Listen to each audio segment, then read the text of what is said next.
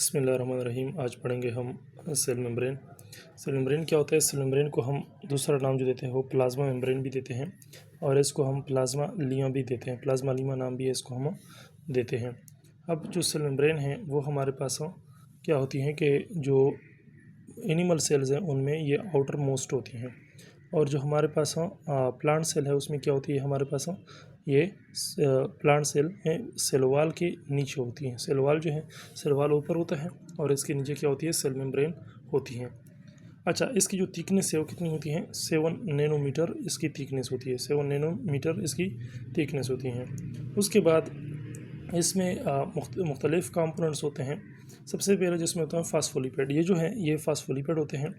Phospholipid के दो parts होते हैं। एक होती है इसकी हेड, ये जो है इसका हेड है, ये इसका हेड होता है और ये जो नीचे है ये क्या होते हैं? ये इसके टेल्स होते हैं, इसके टेल्स होते हैं।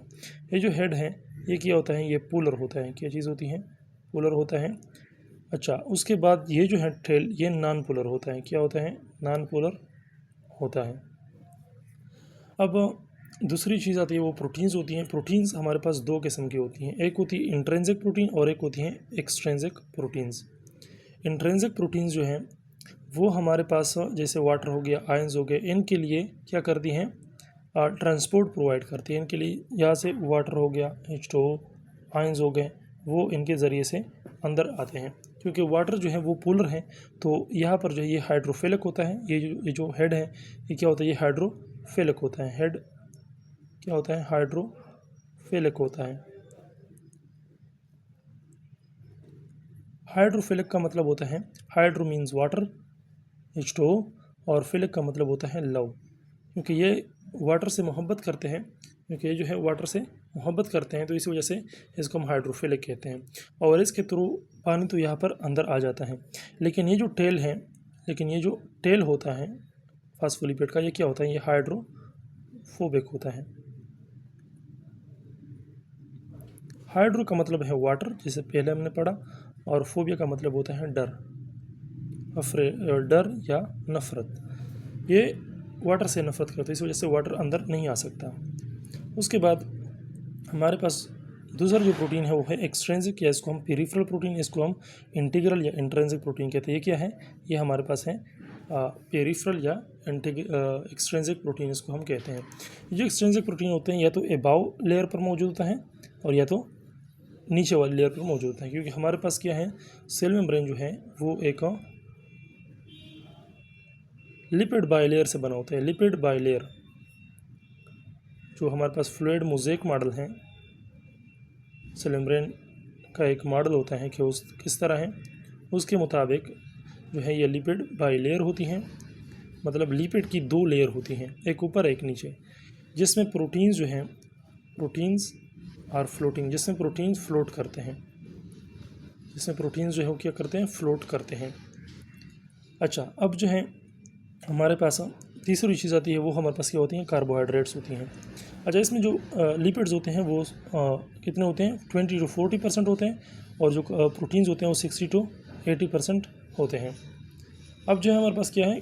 कार्बोहाइड्रेट्स हैं। जो कार्बोहाइड्रेट हमारे पास मिलता है लिपिड्स के थ्रू, लिपिड्स के साथ अटैच होता है तो उसको हम क्या कहते हैं? ग्लाइकोलिपिड्स कहते हैं।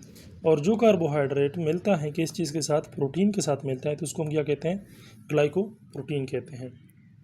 अब हमारे पास एक और चीज़ है जिसको हम कोलेस्ट्रॉल कहते हैं। कोलेस्ट्रॉल का क्या काम होता है? ये जो है ये यहाँ पर कोलेस्ट्रॉल है।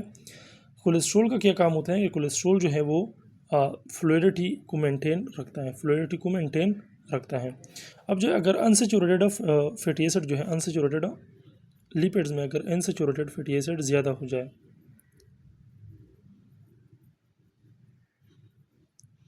तो जो मेम्ब्रेन है वो मेम्ब्रेन की जो फ्लूइडिटी है वो क्या हो जाएगी? बढ़ जाएगी, इंक्रीज़ हो जाएगी।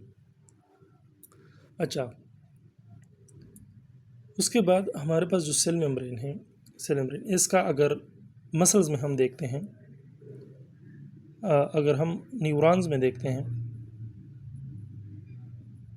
तो उसको हम न्यूरॉन में क्या कहते हैं? न्यूरोलीमा कहते हैं। सही है। अब जो सेल मेम्ब्रेन है ये इसका क्या काम होता है? सेल मेम्ब्रेन का जो काम है वो क्या होता है? सेल मेम्ब्रेन एक तो हमारे पास जो सेल फ्लूइड होता है या कंपोनेंट्स होते हैं उनको बाहर जाने से बचाती हैं। दूसरा जो काम होता है इसका सेल डिवीज़न में भी एक अहम किरदार होता है। जब सेल डिवीज़न होती है साइटोकाइनेसिस के दौरान ये एक फरो फार्मेशन करती हैं। यहाँ पर जो है ये क्या है? फरो फार्मेशन है। फरो फार्मेशन करती हैं। ये क्या होता है? यहाँ पर जो है ये अंदर आ जाती हैं और इस तरह से तकसीम हो जाती है। तीसरी जो काम है इसका फेगोसाइटोसिस में भी काम आता है। फेगोसाइटोसिस में भी इसका काम होता है। ये थे आपके सेल मेम्ब्रेन।